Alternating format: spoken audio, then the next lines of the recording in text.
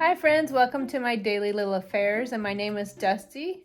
I'm glad you're here today. Today I'm going to make some cleaning products. Time to make some more hand soap, some more spot remover, and I make it all from homemade products because I like knowing what's in my products when I put them on my skin. And then for tea time, we're doing something a little bit different. We're going to have some homemade hibiscus jam made out of hibiscus flowers, and I'm going to put it on my homemade bread. And it's delicious. If pink was a flavor, it'd be hibiscus jam. So join me. Come along, let's go have some fun. Welcome friends. Today I am going to make hand soap and make some more spot remover. So I know I've made hand soap before, but I thought I would show you again in case that was a video you missed, but we'll make hand soap and spot remover. So in the hand soap, it has, looks like 4 ingredients. Castile soap, which I got on Amazon, water, almond oil, which I also got on Amazon, and an essential oil for whatever smell, and I'm using cinnamon bark because I like this scent because it makes me think of fall, and then it adds water. So we'll make this one first. It starts with 2 cups of water, and I've actually adjusted it so I'm doing a little bit less water and a little bit more Castile soap. So this is actually 1 3/4 cup, and then I'm going to do a 1/4 cup of the Castile. Oops, got a little carried away there. There we go. 1/4 cup of Castile. And some almond oil, and it calls for 2 tablespoons of almond oil.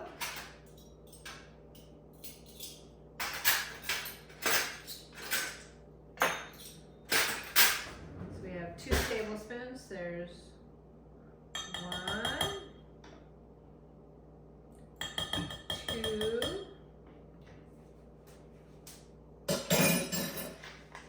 then I'm going to put some cinnamon oil because I like the scent.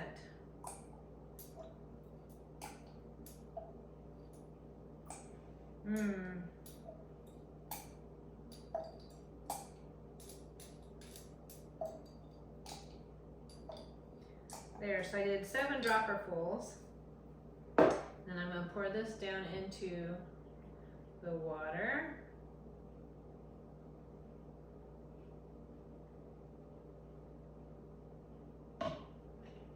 Save this for the spot remover.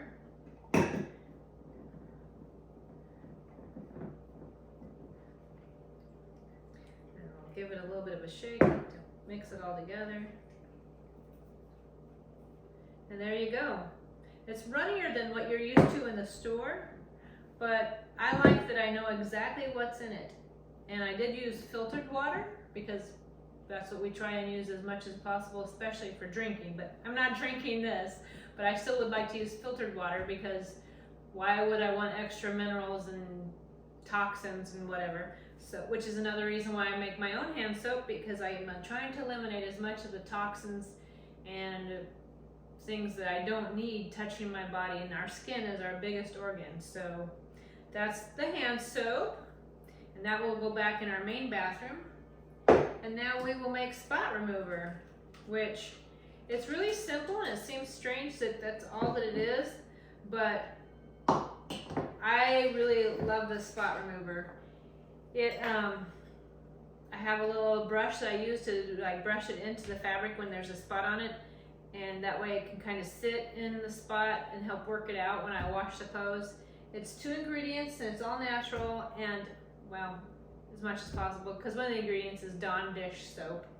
So I'm using classic blue Dawn dish soap and hydrogen peroxide, and it does work really well. There's been a couple of stains that I've had trouble getting out, but that was more dye based. Like when my husband worked in the yard and we were putting black mulch around our stuff, he got a lot of the dye from the black mulch on a pair of shorts. And I did soak it, and some of it came out, but the majority of it was still there. And since then, we've washed the shorts again, and more of it came out, so But I do like it as something that's a little bit not full of like 50 million different ingredients. So I have blue dish soap, so I'm going to start with that. Actually, let's start with a cup of the hydrogen peroxide.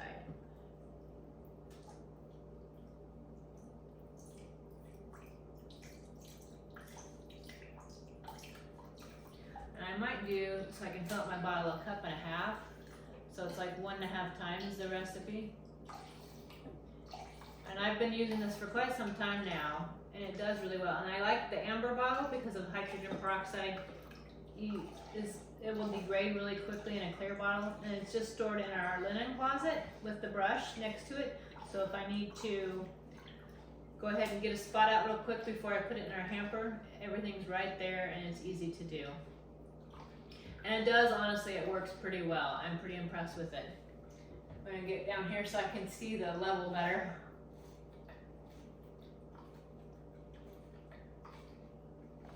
Probably could have taken the lid off and done it, but.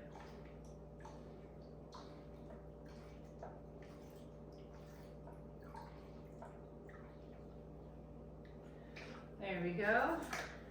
And then we want some Dawn dish soap. So I'm going to do half of a tablespoon and then a whole tablespoon.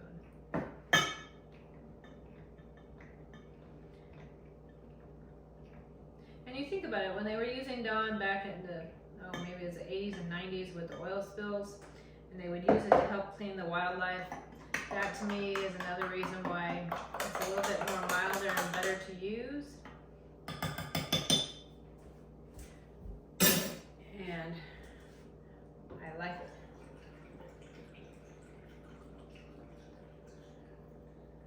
I'm gonna have some extra bubbles here.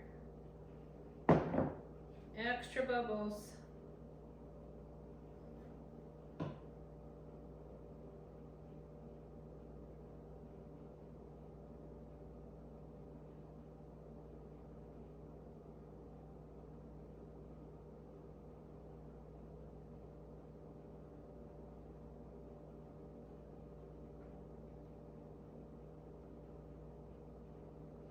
All right, I think that's, oops, good enough. I'll just have to clean up my little spills. But anyway, so there you go, another more natural type of cleaner. And even though it has Dawn dish soap in it, I still limit some of the chemicals and stuff that are in it. And it works pretty well. So there you go. There's lots of books out there that you can get, and for me, a lot of them I even just went on Pinterest and looked for recipes on how to make my own thing. I used to make my own laundry detergent, but then my husband brought to my attention that we have a high efficiency washing machine, so maybe what I was using was not the best.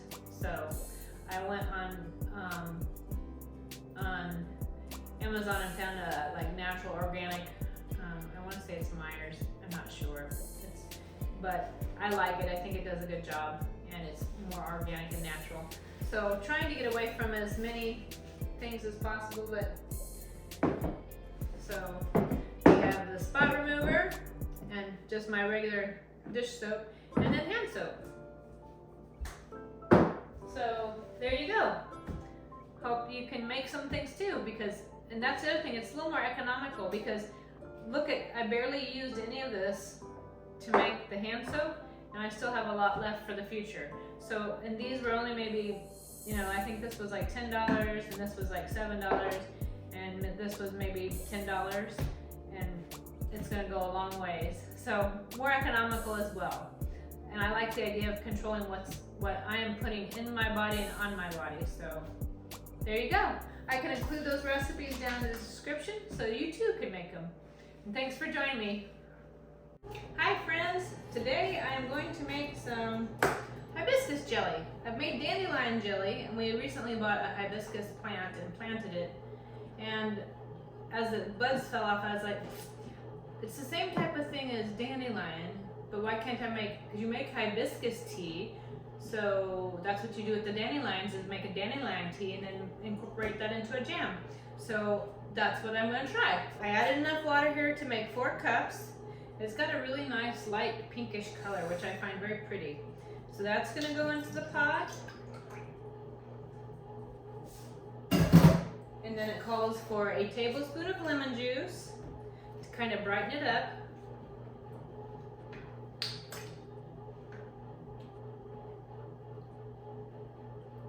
So there's our tablespoon of lemon juice. And then it's gonna have Sure Gel, and let's see, I need a spatula so I can stir it, because what we're gonna do is put it on the stove, and once it comes to a boil, then I'll add sugar, and I'll add 3.5 cups of sugar. Might just do 3, we'll see, because sometimes it gets a little sweet. But this is Sure Gel Fruit Pectin, so it's gonna help it set up as a jam.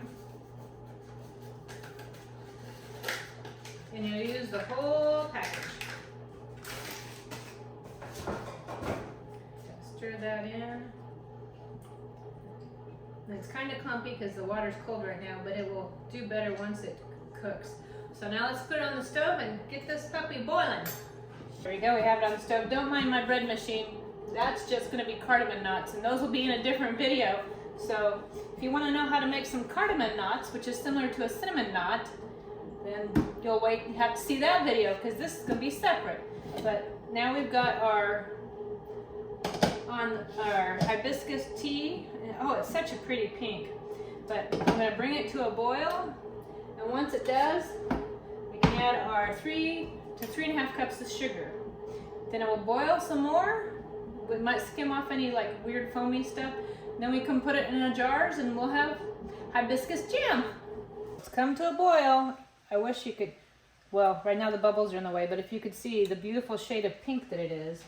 Now we're going to add, I'm going to do 3.25 cups of sugar instead of 3.5. Original recipe called for 4, and I was like, dang. I like sugar, but I also want to be able to taste the flour and not just have it all be sugar. I really hate things. I really hate when you go to have stuff and it tastes all sweet and you can't taste any flavor. That's why I'm not a fan of cotton candy, because all it is just sugar. I want to be able to taste the flavor. Like if I'm having chocolate, I want to taste chocolate. If I'm having hibiscus jam, I want to be able to taste the light floral notes of the hibiscus. So now it's got to come back to a boil and boil for 12 minutes. So I'm going to stir it a little bit here. It's wanting to be a little clumpy. I'm sure some of that's the Sure Gel in there that wants it to set up. So I'm going to try and break it up a little bit. Then we'll put the lid back on and bring it to boil. It is such a beautiful shade of pink. I just love it. All right, the hibiscus jam has been jamming on the stove. And so I laid this out so I can fill these. It may fill more than these, but this is what I'm gonna start with. And then I have a hot pad underneath here to protect my counter. But this way, any drips can be on this tea towel that gets washed. And I don't care what condition these are in, because that's what they're for, they're to be used. So let's fill some hibiscus jam. Get this a little bit closer.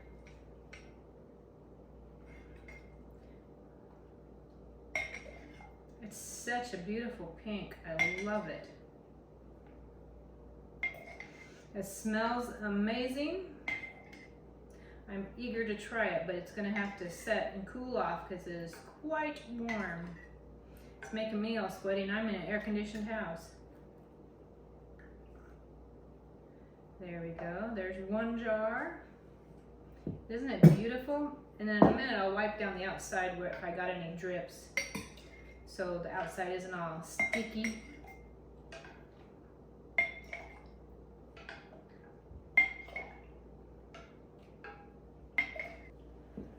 Oops, sticking to my thing.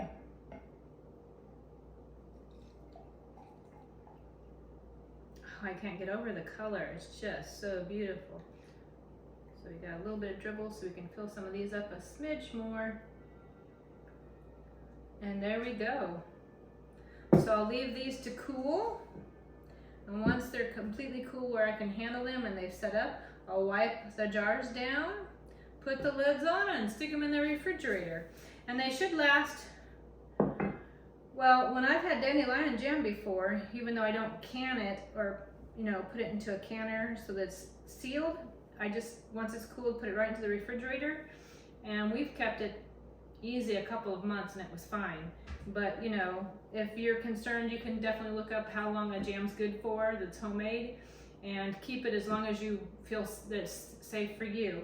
Also, when you do collect the hibiscus, or if you collect dandelions, or any kind of flower really, if you want to try and make a tea into a jam out of it, please make sure it's not been chemically sprayed like in your yard or anywhere else. Make sure that it's as chemical free as possible so that it's healthy for you.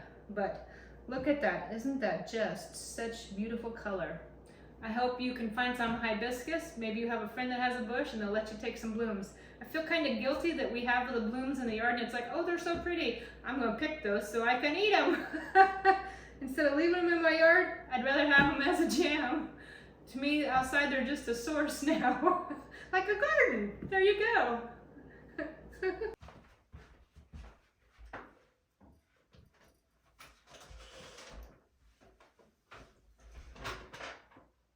Hi friends, welcome to tea time.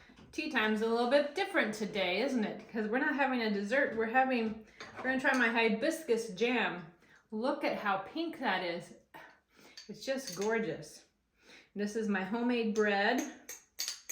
I thought it would be delicious on there. I love my homemade bread. 7 ingredients, always comes out well. Well, barring user error. Some days I've not done as well with my measuring. Got a little carried away. But let's try this hibiscus jam.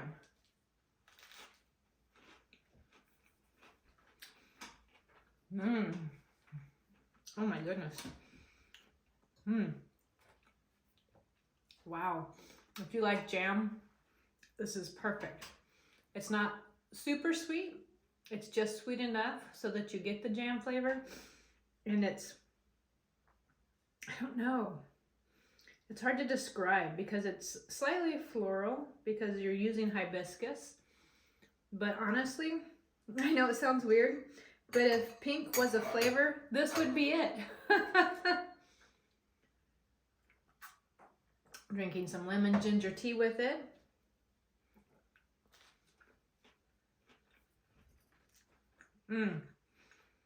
It's so light.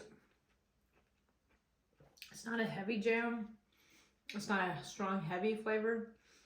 It's really delicate. It just tastes amazing. It tastes like spring and summer. And walking through a field of flowers. It's bright. So good.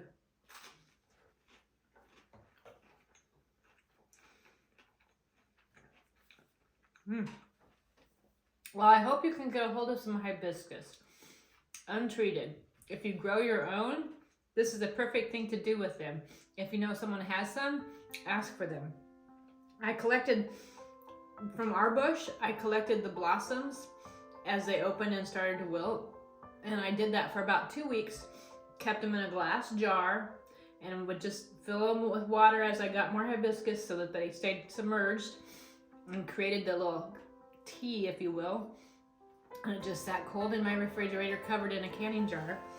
And till I was ready, till I had enough, I filled a pint jar with all the hibiscus blossoms. And that's what the base was to start this. So if you have some hibiscus, give it a try. Super easy and you won't be disappointed if you love jam.